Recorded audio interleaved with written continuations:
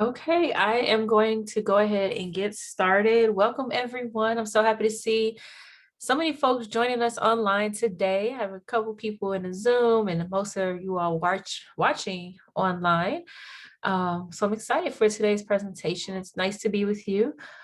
For those of you who do not know me, my name is Shantae Moore. Among many projects that I work on, I am also an E2E advocate. And E2E, it's a nationwide movement launched by independent business owners to help professionals make the move from being an employee to becoming an entrepreneur, hence E2E. So I truly believe there's really never been a greater time in history than right now to become an entrepreneur. And there's really never been more options to consider. I think that's one thing. I meet a lot of folks who want to become an entrepreneur. They want to own their business, but there are so many options to consider. There are a lot of decisions to make. And overall, you just want to avoid as many risks as possible when starting your own business, right? So today's presentation will really talk about, how should you enter this world and realm of entrepreneurship, but by giving you the odds to work in your favor. And we call that your entrepreneur plan or your plan E. So before I dive in, I just want to, begin with a few warm-up questions just to see where you stand. These are all rhetorical, but, just take some mental note as I go through a couple of these questions and, just start thinking about where you currently are in your journey to becoming an entrepreneur. Now, the first question, it is a bit personal, but that's good because even though entrepreneurship is business, it is also very personal because ultimately your business will reflect everything about who you are as an individual. So the question is, which three areas of your life do you want more freedom and control over? There's no wrong answer, of course, think of whichever ones resonate for you. That could be having freedom and control over your time. I know that was one of my biggest goals. I got into entrepreneurship right after I became divorced, and being all of a sudden a single mom with three kids, I was like, okay, I need help. I need control of my time because I had to take care of my family on my own at that point.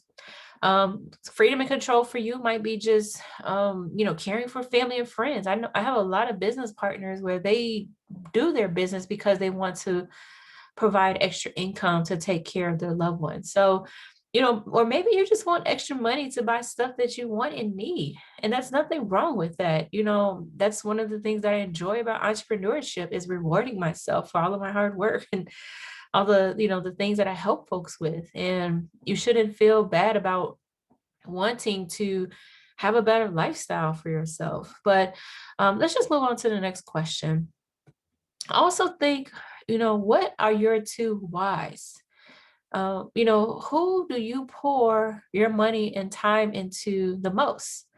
And it's okay if it's yourself, there's no judging. But also think about what accomplishment, a pursuit, a lifestyle, or dream that drives you the most. Once again, it's okay if it's an actual thing. So when you start to think about your whys, it could be my whys, for me are my children. The thing is that, I have several things, but I want to provide them a better lifestyle than I had growing up because I grew up very poor. I'm on the south side of Chicago, and that's something that my children will never know or understand because I've been able to give them that lifestyle. But these are the two reasons that drive me in my entrepreneurship endeavors. So, really, what are your two whys? Because trust me, when things get tough, you will have to go back to these reasons why. So now that we know, what kind of makes you tick, let's do one more question. And just ask yourself, which of these two quotes hits you harder? So the first is a powerful quote by Tony Gaskins. And he's a well-known African-American life coach. I like him a lot. He's on YouTube, watch his videos.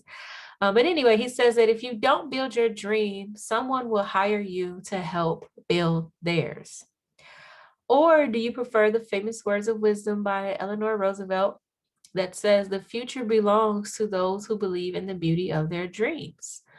So again, just take a moment. If you had to pick one or the other, which one is more you?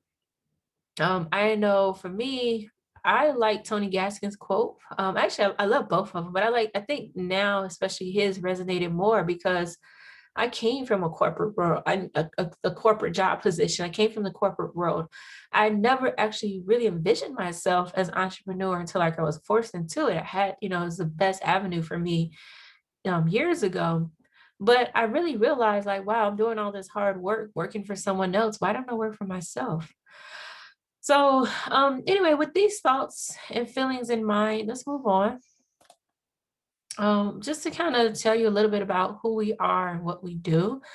So, the entire mission of E2E is to empower you to live on your terms and to help you gain more freedom over your time and more freedom over your money. Now, if you have entrepreneurship running in your blood, if it's in your DNA, you won't be truly fulfilled until you make that move. I can't tell you how many people they're working jobs and they're like, oh, I wish I could quit. I just want to do a business. And, they have this itch that they can't scratch because they really have entrepreneurship in them. And this is really thinking about, being who you were meant to be, because only then will you build what you were meant to build. And only then can you really impact the lives that you were meant to impact. And then also thinking about, how do you make a difference in a world that really needs entrepreneurs to step up and to lead?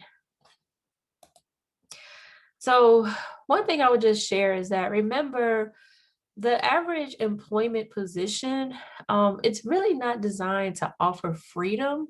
It's designed to pay you a defined amount of money for a defined job. And one thing I just hope you really hear loud and clear is that entrepreneurs are not designed for predefined limitations. We thrive on flexibility. And I didn't really know this until, like I said, later in my life. But, entrepreneurs, we need, freedom to be creative, to dream.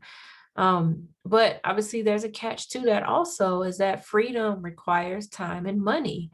And that's one thing I like about entrepreneurship, is that's really the only way to gain that type of control is by being an entrepreneur, because I 100% control how much money I make and the time and efforts that I have to put into that. So when you punch the clock for someone else, some other entrepreneur is getting closer to that freedom. And, that's not you. So we want to talk about that. How do we become that person? Now, as an employee, if your plan A was to get a promotion, and if plan B was finding a better job, you may now realize that you actually need a new plan. And that's where your plan E comes into place, because your plan E will lead you to the entrepreneur lifestyle, where you're owning your day. You do whatever you want, working when you want, collaborating with whomever you like. And I think that's the one thing I love about, my entrepreneurship role is in being in financial literacy, but I teach classes for whoever I want to teach. I take on the type of clients I want to take on. I have business partners that I want to be in business with. I have 100% control of that.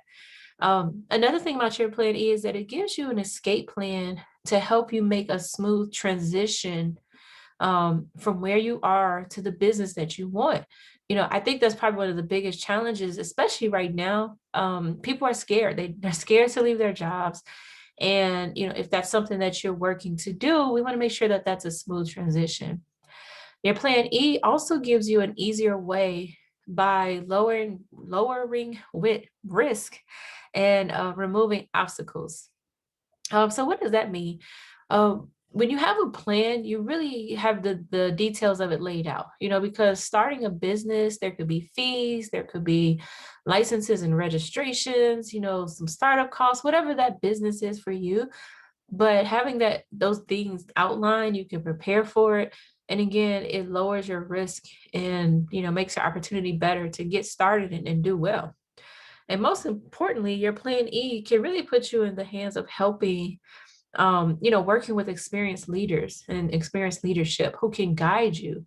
I know that when I started my entrepreneurship, journey, I had a mentor. I mean, I still do to this day, but I had people who already done it. They showed me what they did. I learned from them.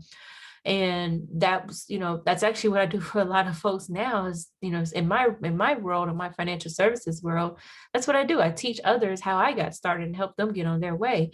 So having a plan E is looking for, those people who are wanting to help and who can give you that guidance as you start your entrepreneurship journey. So, one thing to understand is that there will always be failures along the road to building a business.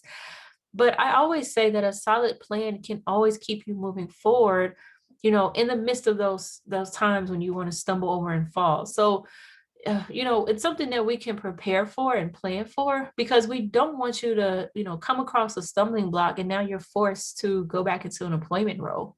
So, it's really what we call the difference between hitting a dead end or hitting the mark.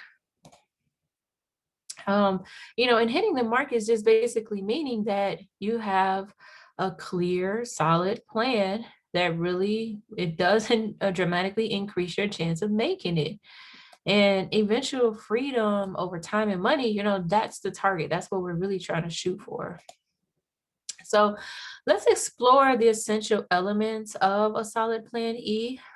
So today I'm going to go over the risk, the reality, the mindset, the answers, the people, the options, and then finally the E factor. So first, the risk.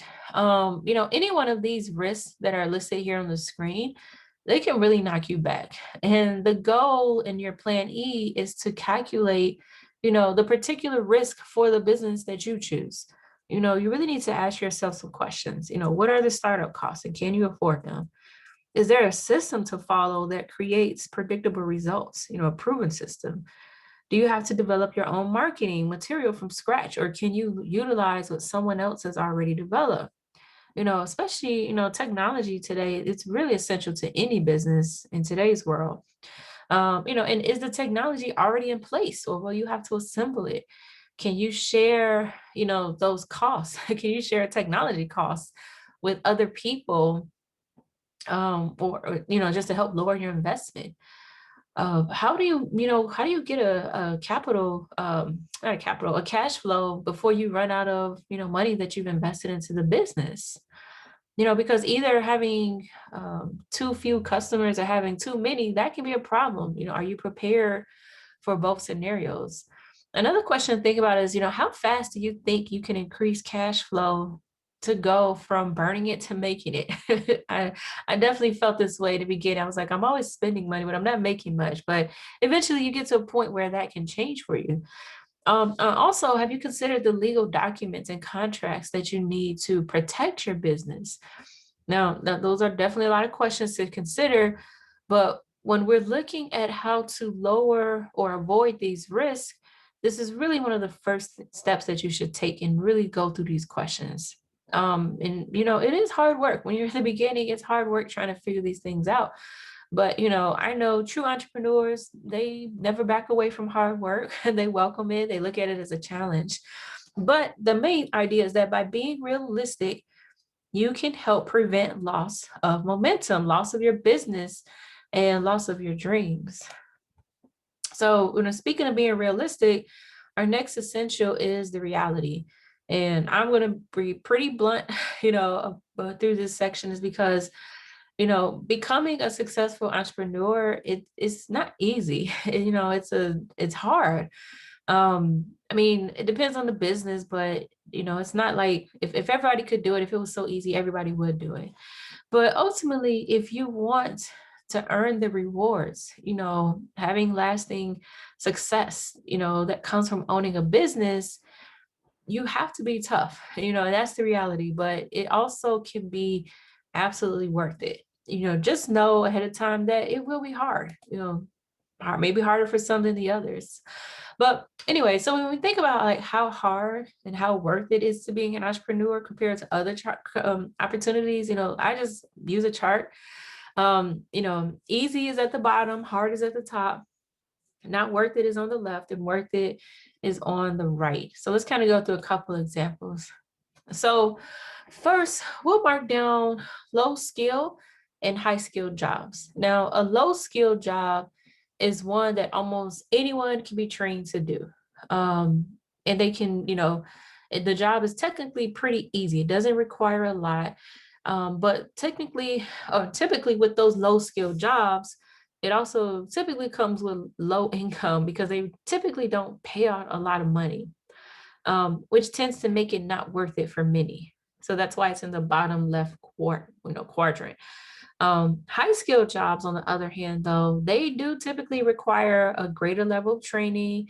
You might need to have education, some specific intelligence or a talent, some type of talent, or maybe even all of those. And due to how special the individuals are who qualify for these jobs, the work can become relatively easy for them and also be worth it, because as high skilled jobs, they typically do pay well. Now, the problem with high skilled jobs is that there are fewer positions available and few people who actually qualify for them, which it really puts these kind of jobs out of reach for, the average American, for most people.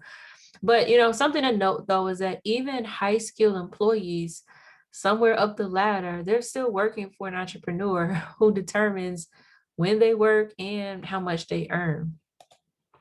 So now we add low and high paid managers. So a low paid management position, which only pays a little bit more than a low skill job, they tend to have so much more responsibilities and also many more headaches that comes with those responsibilities.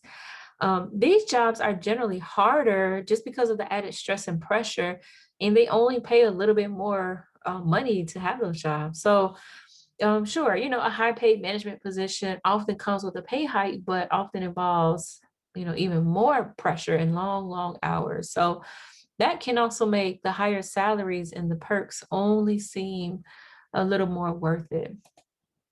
So really, when we look at the opportunity of an entrepreneur, the reality is very clear. It's the hardest, but it's also the most worth it. There are countless of entrepreneurs that have no more talent, they don't have any more intelligence or training than you or me.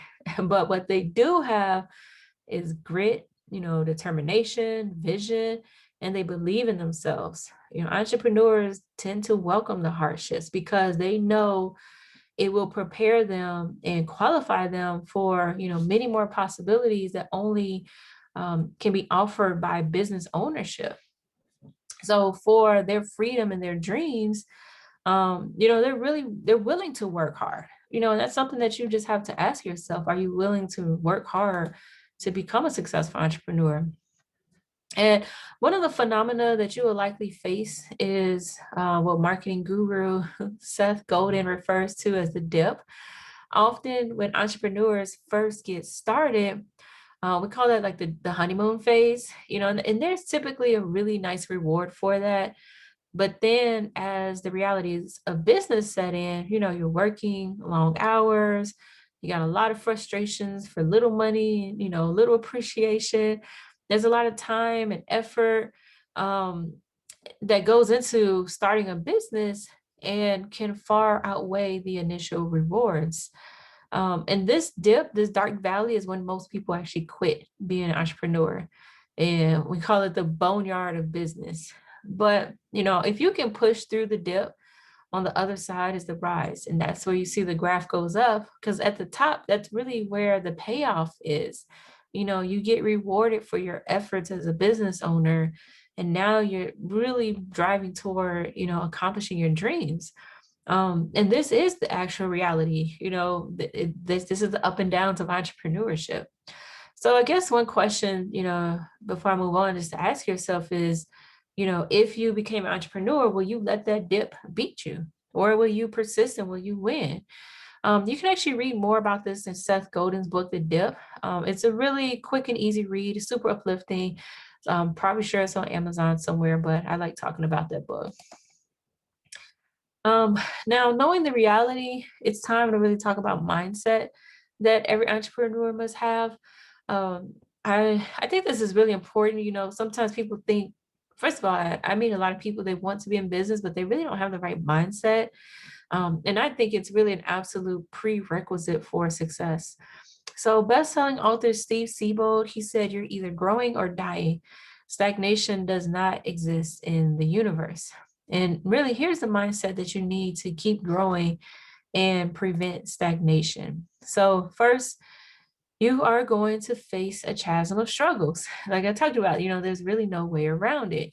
When you think of the luxuries of 9 to 5 days, that's something of the past. You might be working 16-hour days or even on weekends.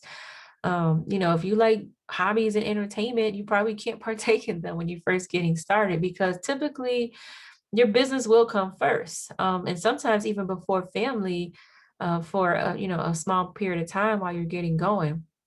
Another thing I always tell people is you got to get used to hearing no. You'll need all the positivity you can get. So you really don't want to have any negative people in your life. Make sure you stop, dealing with them. But just prepare for every day to be uncomfortable. And there might be always an emergency coming up that you have to deal with. Now, this is the mindset of an entrepreneur. Like I said, especially when starting out. Um, as an entrepreneur, you have to be willing to make these sacrifices because, I believe, all these sacrifices that I've made over these years, that it'll absolutely be worth it in the future, not just for right now, it'll be worth it for, ourselves and our families to really earn the life you want and to cross the divide from others owning your time and money to you owning, your time and money. You really do have to become mentally tough. So here are 4 mental toughness tips that will help you prepare for, the resilience that you'll need to become an entrepreneur. To work on the same goal for years, you're really pushing through failure after failure, and you must apply what we call sustained concentration. It's also known as persistent focus. Emotion. This is actually a very poor navigator for your business, but it's also excellent at increasing self-motivation, and inspiring others to support you and help you to remain dedicated to your mission. Also, you want to use logic in business, use data, use metrics, and use brutal honesty to steer your business. And number 4 is face your fears. I know I had a conversation with my mentor about fear, living in fear. Even though I consider myself doing pretty well, I still have fears. So, I want to push forward with courage, of someone who has nothing to lose. And, these tips, they're really cliche, but I truly think that they will help you make the mental leap because a lot of these things are in our heads when we're thinking about going in business. So you heard me use the term grit today.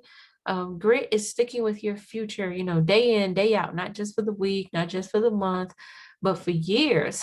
This is perhaps the most necessary quality that determines who persists or who quits, who succeeds or who fails.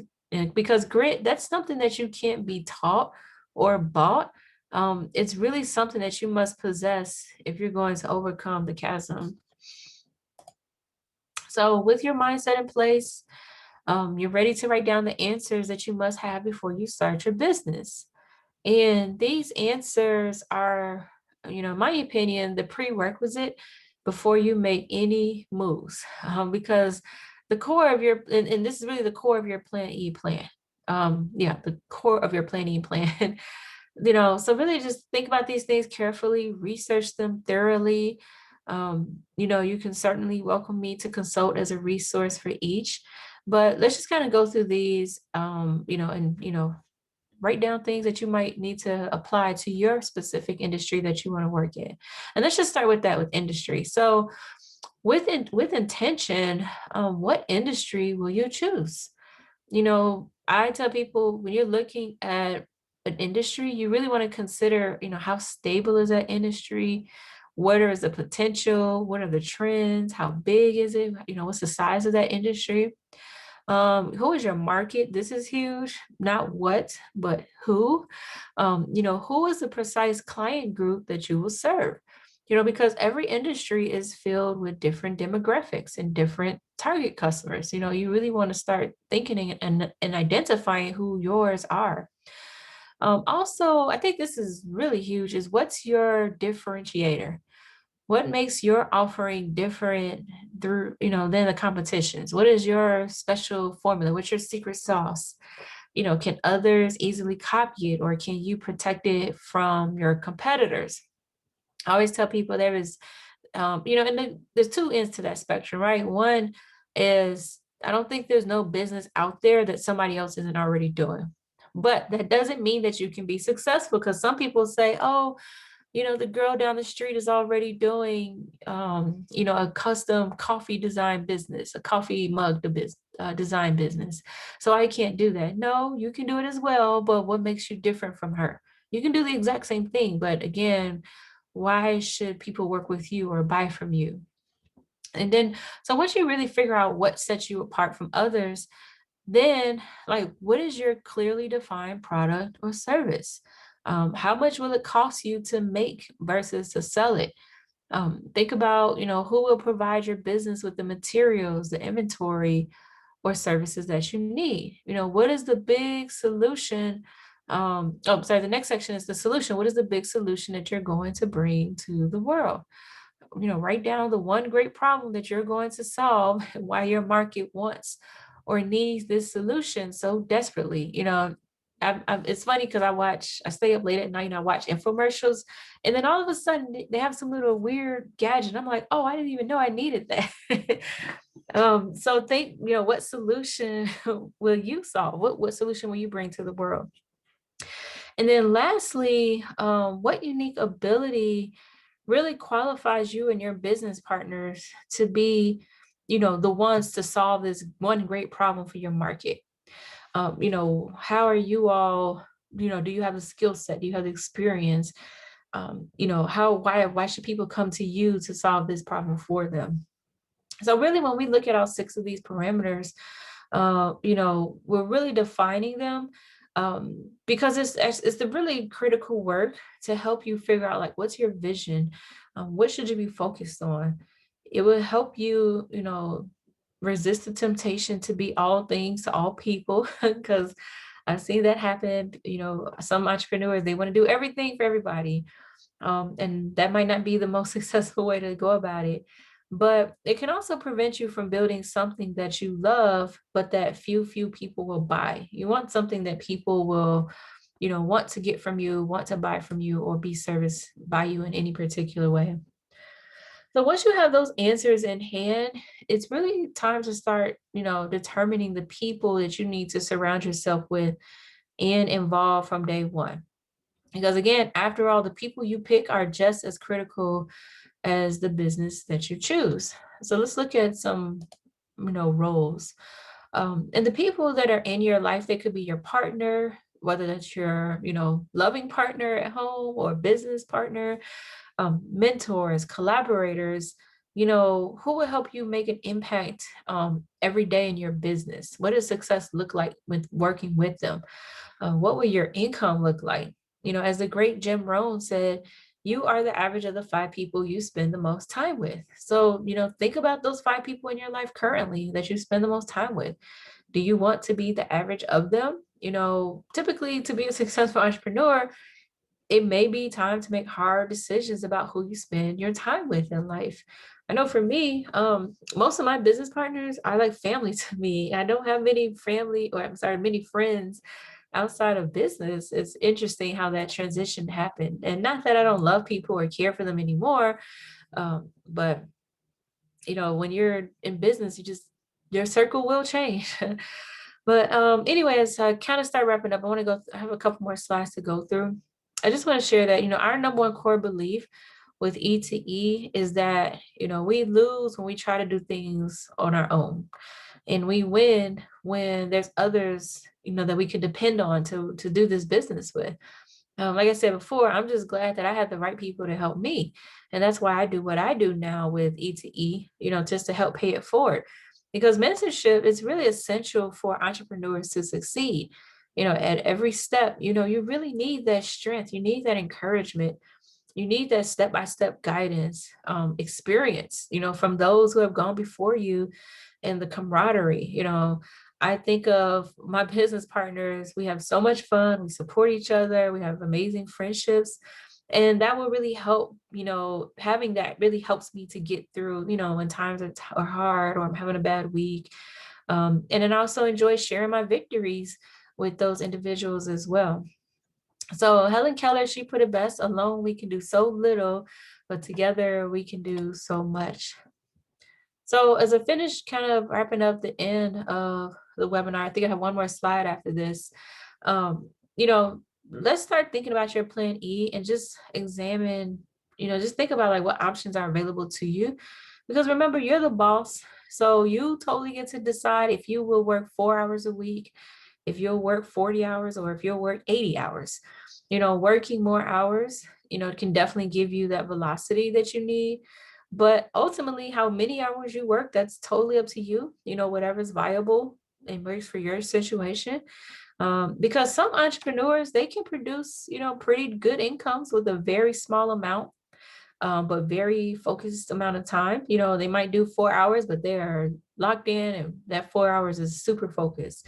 It really just all depends on the business you choose. So as shown here, that could be spare time for you, really slow, really steady, really just, making small steps to build momentum. It could be part-time where, you work on your business by blocking out a certain amount of time so that you can hit your goals. And full-time, obviously, that's the big time. You're the boss because you have 100% focus on your business in the future. So take heart in this quote from Inc. magazine that says, many people are working full time, but also pursuing their business passions on the side. These people are just as much entrepreneurs as those who do it full time. So don't let anyone tell you, your 4 hours a week working early mornings or late nights or weekends is not enough to be an entrepreneur, or that it's not enough to, build a great business. It absolutely is. And then here's the final essential element of your plan, which is the E factor. This is the factor that every entrepreneur must look at, especially in our post-pandemic, technology first, new normal. We're dealing with so much technology now because of the pandemic. And the E factor is really being a digitally enabled entrepreneur. I don't know very many entrepreneurs who are successful who do not have, technology and digital marketing built into their, business. And really, when you think about the advantages of being able to work, from anywhere with anyone at any time, that's super low risk, that's a low investment. You can think about maybe if you have no inventory, it's easy to scale, a digital business. Very easy right now, especially in, like I said, in the time of technology and COVID. So it's really not just like some pie in the sky, futuristic, or only for people who are smart with technology. It's just the reality of what we deal with. And it's something that's happening right now. And that's something that's possible for you. So when you're looking at adding a digital business to your career portfolio, I always just tell people, make sure that it has as many of these items as possible. Does the business offer videos that you can text, email? Can you do, web marketing and prospecting? Your business that you start, does it have, mobile tools that you need to use? Can you close sales and communicate with clients over the screen? Kind of like I'm doing here on Zoom. All my meetings right now are 100% on Zoom. I don't meet anyone in purpose, but I'm able to work with my clients and help them, with their plans. What about, can your clients, if you have a product that, you're selling, can they complete transactions online? Or do you have marketing tools? I think marketing is so huge. You have marketing tools that, can help you generate leads or help you build an online presence. Or even if you have, let's say you build out a team for whatever your business is, and, there's more than one of you working, can you communicate with your team 100% digitally, or does everybody have to come in, physical to a location? So really just think about a lot of the remote capabilities that you could add to your business, because I promise you, the more that you can handle digitally and that your clients can interact with digitally, your chances of success will be a lot higher. And so now that you have the essentials you need for a solid plan E, like I said, this plan, it'll help you get organized, it'll help you have some clarity, really avoid setbacks, and then also to accelerate your success. And so my final challenge to you is, just live it because being an entrepreneur is about breaking free. There's no excuses, there's no looking back. You really have the freedom to be your own boss, set your schedule, work from anywhere, focus on your loved ones, remove limits, and really just to become the leader that you were meant to be. So, embrace this. What then is freedom and the power to live as one wishes. And this is the last slide here. So, if you were born to be an entrepreneur, what I call a free business leader, I'm just here to tell you today on behalf of all of my fellow E to E advocates, there is an easier way. There's a better way than just being an employee for someone else. You can make the move, but only do it when you're ready. And that's something that my company is available to help you with, to help you start thinking about how can you plot your escape? How do we plan for your success? So if you have any questions for me, you can definitely reach out to me after this presentation. I'll be happy to share with you, especially if you're interested in the financial services industry, like what I do. I'll be happy to have a conversation with you about that. But otherwise, thank you everyone for tuning in. Thank you for joining, and you have a great rest of your day. Bye now.